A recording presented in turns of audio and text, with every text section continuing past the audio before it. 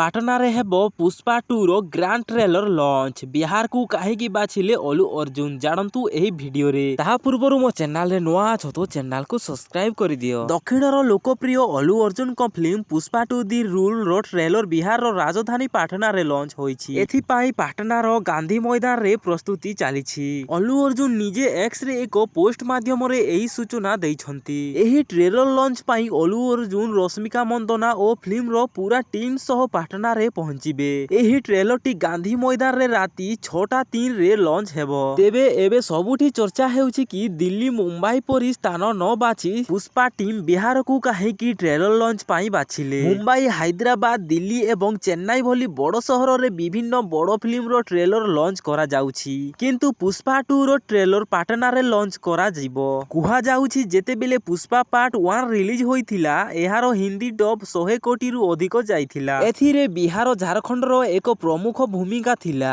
एभली परिस्थिति रे जेतेबेले फिल्म रो द्वितीय भागर ट्रेलर रिलीज हेउछि सेतेबेले फिल्म रो निर्माता माने बिहार को अणदेखा करिबा ठीक मने कले नाही। पाटना रे एभली एक बड़ कार्यक्रम आयोजन करिबार निष्पत्ति स्वंत प्रभुत्व नुहे। 2021 रे पुष्पा रो विपुल सफलता परे मुख्य अभिनेता अलू अर्जुन पान इंडिया नाम रे परिचित हेले। अर्थात प्रथम थर पाई एक तेलुगु फिल्म सारा भारत रे बहुभाषी भाषा रे रिलीज होइथिला आउ दर्शकों पाखरे आदृत लाभ करिथिला। एथिरे अलू अर्जुन एते लोकप्रियता हासिल कले जे से श्रेष्ठ अभिनेता भाबे जातीय पुरस्कार लाभ कले। एही मूवी रो रिलीज डेट 5 डिसेंबर रे अछि आउ एही मूवी रो बजेट होउछि 400 रु 500 करोड़। एही मूवी जेबे रिलीज हेबो थिएटर रे बहुत धमाका हेबा बोली बहुत लोक आशा करूछंती, काहे कि ना अलू अर्जुन को पुष्पा 2 द रूल को देखिबा पाई बहुत लोक अपेक्षा रे अछंती। सेति पाई बहुत वेटिंग रे अछत लोक माने अलू अर्जुन को फिल्म पुष्पा 2 देखिबा पाई। एही वीडियो रे एतिकी जानिबा प्लीज मो चैनल रे नुआ अछतो चैनल को सब्सक्राइब कर दियो एंड वीडियो को लाइक शेयर कर दियो।